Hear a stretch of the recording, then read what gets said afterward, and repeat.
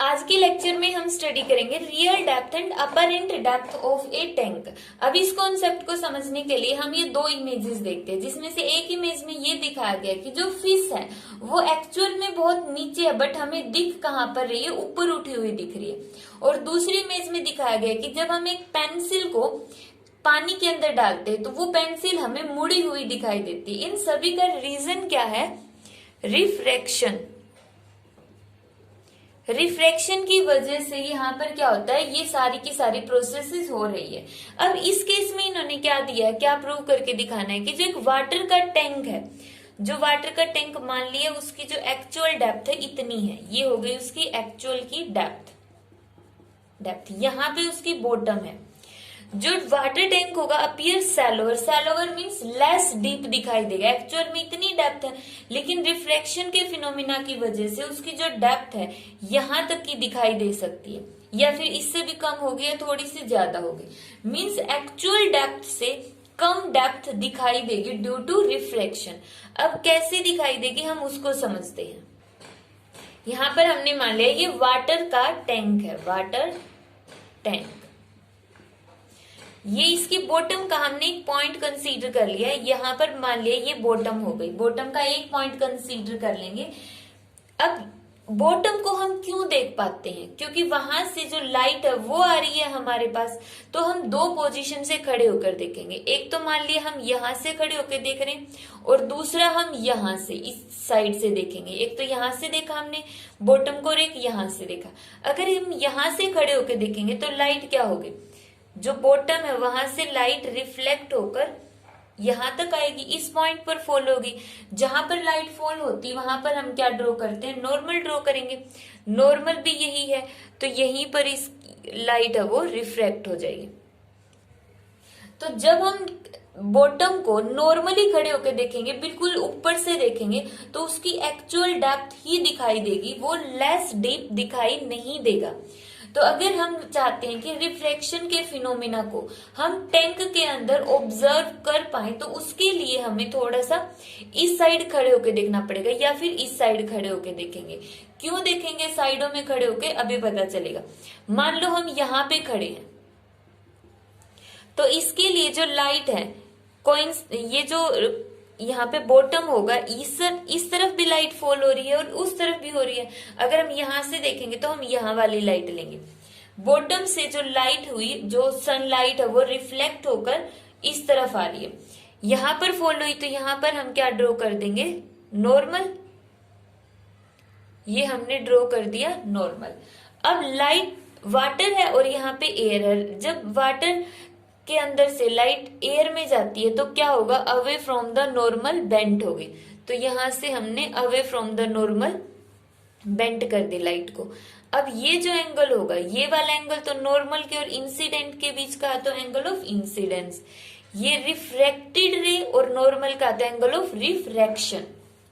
अब यहाँ पर जो पर्सन खड़ा उसको ये लाइट ऐसे आती हुई दिखेगी कि ये जो लाइट है यहां से आ रही है, इस पोजीशन से। एक्चुअल में जो बॉटम है उसकी ओ पोजीशन पर है, लेकिन उसको कहां पर दिखाई देगी, आई पोजीशन पर। मतलब पूरी की पूरी ये वाली बॉटम है उसको अब यहाँ की बजाय यहाँ पर शिफ्ट हुई दिखाई देगी कि ये वाली चीज। अब उसके लिए बॉटम यहाँ पे बन गई है, यहाँ पे नहीं है बॉटम। तो यहाँ पे रिफ्रैक्शन की वजह से हो गया, क्योंकि यहाँ पे लाइट रिफ्रैक्ट हो रही है। तो यहाँ पे एंगल आई है, तो ये भी कितना होगा, आई होगा। ये एंगल आर है, तो ये एंगल भी कितना होगा, आर होगा। कोरिस्पॉन्डिंग एंगल हो गए। तो इसको नाम दे दो ए पॉइंट, ये हो गया बी पॉइंट, ओ है और आई है। अब हम इसको मैथमेटिकली प्रूव करते हैं कि हम अपरेंट डेप्थ कैसे निकालेंगे। रियल डेप्थ और ये होगी इसकी अपरेंट डेप्थ, कितनी ऊपर उठी हुई हमें दिखेगी, तो ये निकालने। इसके लिए हम सिंपल मैथ्स यूज करेंगे।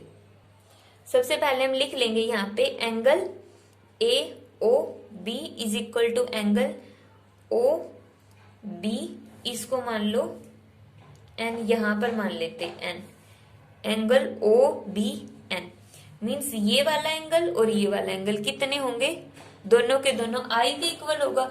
क्यों? क्योंकि अल्टरनेट एंगल है, अल्टरनेट एंगल। इसी तरह ये एंगल कौन सा होगा, ए I B is equal to होगा एंगल, इसको एन डैश मान लो, एन डैश बी, और यहाँ पे पॉइंट मान लो सी पॉइंट, ये पॉइंट हो गया सी। तो ये वाला एंगल किसके इक्वल होंगे? आर। क्यों? Corresponding angle, corresponding angle. यहाँ पे ये हमने दोनों एंगल्स के रीजन बता दिए हैं कि ये दोनों आपस में इक्वल क्यों होंगे और ये दोनों आपस में इक्वल क्यों होंगे। अब यहाँ पर हम स्नेल्स लॉ यूज करेंगे। Using Snell's law at point B, B point के ऊपर हम स्नेल्स लॉ यूज करते हैं। इस पॉइंट पर जब हमने स्नेल्स लॉ यूज किया, सबसे पहले ऊपर वाला एयर का रिफ्रैक्टिव इंडेक्स कितना हो गया? 1 हो गया, मल्टीप्लाई बाई कितना होगा? साइन ऑफ एंगल कितना है? आर इज इक्वल टू नीचे। अब इससे नीचे देखते हैं, नीचे कितना है रिफ्रैक्टिव इंडेक्स? म्यू, वाटर का रिफ्रैक्टिव इंडेक्स मान लिया, refractive index of water with respect to air, इतनी वैल्यू दी हुई, सिंपल म्यू। और एंगल कितना होगा? आई, तो मल्टीप्लाई बाय साइन आई, तो यहां से आ गया sine r divide by sine i. किसकी वैल्यू आ गई? Refractive index of water with respect to air, water का रिफ्रैक्टिव इंडेक्स आ गया। अब इसको मान लो इक्वेशन फर्स्ट। यहां से हमें किस किस की वैल्यू चाहिए? साइन आई की और साइन आर की।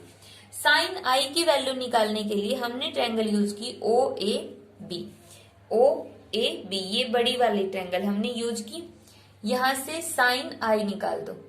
साइन आई क्या होता है? पी बाई एच, थीटा के सामने की साइड परपेंडिकुलर, तो आ गया A B divide by hypotenuse, hypotenuse कितना होगा? O B, O B. तो यहां से ये तो आ गया साइन आई। इसी तरह हमें निकालना है साइन आर।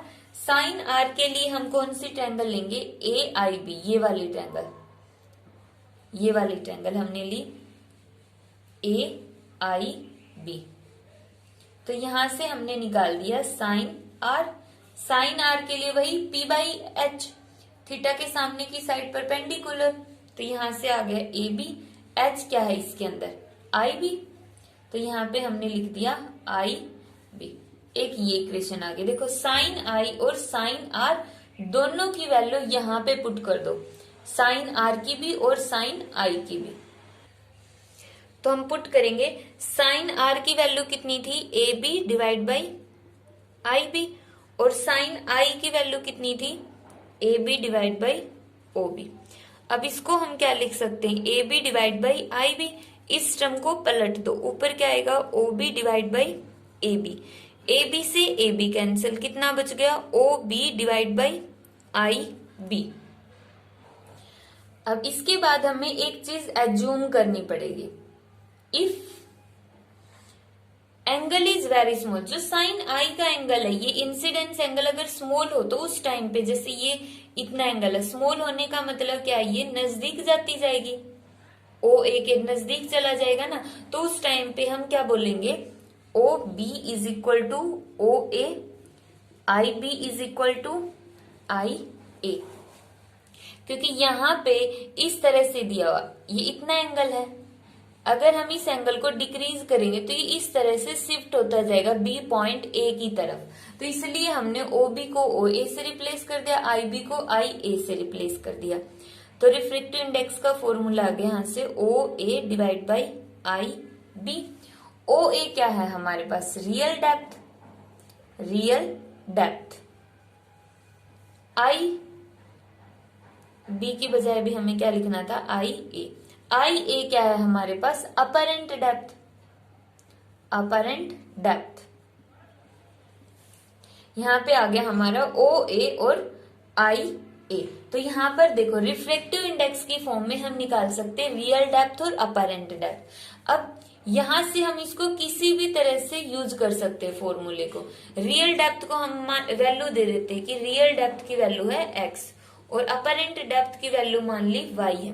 तो रिफ्रैक्टिव इंडेक्स का फॉर्मूला क्या आ गया? x divide by Y, x divide by Y. अब इसका यूज हम कहां पर करेंगे और कैसे करेंगे? देखो उस फॉर्मूले पर बेस्ड क्या था फॉर्मूला? ये वाला x divide by Y. X real depth थी और वाई अपैरेंट डेप्थ। इसके ऊपर बेस्ड ये न्यूमेरिकल देखते। इन्होंने बोला है small ink dot on a paper is whipped through a glass slab. ये एक पेपर है, उसके ऊपर ये एक डॉट है। जब हम इसको ग्लास की स्लैब से देखते, ग्लास स्लैब रख दिया, तो जो ये डॉट होगा, ग्लास की स्लैब की थिकनेस कितनी है 10 सेंटीमीटर। तो यहाँ पे जो इन्होंने थिकनेस दी है वो दे दी 10 सेंटीमीटर। रिफ्रैक्टिव इंडेक्स की वैल्यू दे दी 1.5। By what distance would the dot appear to be raised.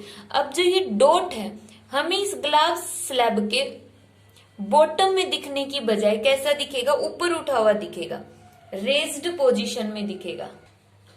ये वाला डायग्राम जैसे ग्लास स्लैब, ये पेज रखा हुआ है, पेज के ऊपर ये इंक का डॉट है और ये इसकी ग्लास स्लैब हो गई।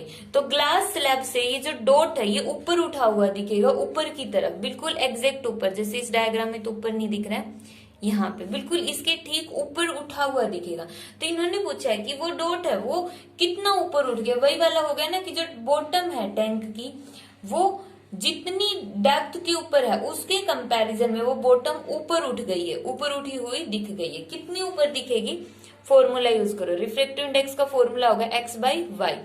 एक्स उसकी एक्चुअल डेप्थ है, वाई उसकी वर्चुअल डेप्थ है। रिफ्रैक्टिव इंडेक्स का फॉर्मूला 1.5। एक्चुअल डेप्थ कितनी दे दी है इन्होंने 10 सेंटीमीटर, तो 10 सेंटीमीटर। और वाई निकालना है तो कितना हो गया 10 बाई 1.5, तो 100 बाई 15 सेंटीमीटर। इसको सॉल्व करोगे तो आंसर आएगा 6.67 सेंटीमीटर।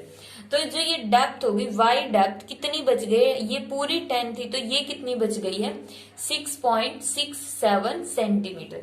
तो हमें कितना ऊपर उठा हुआ दिखाई देगा, ये एक्चुअल में 10 सेंटीमीटर पर है बट हमें दिखाई कितना देगा ऊपर से 6.67 सेंटीमीटर। तो इस तरह से ये होता है रियल डेप्थ और अपैरेंट डेप्थ का कॉन्सेप्ट, कि क्यों जो पेन है या पेंसिल है किसी भी वाटर के पॉट में हम डाल देते हैं तो वो पेंसिल टूटी हुई दिखती है और जो कॉइन होगा वो ऊपर उठा हुआ दिखेगा। तो ये सारे फिनोमेना किसकी वजह से होते हैं, ड्यू टू रिफ्रैक्शन की वजह से।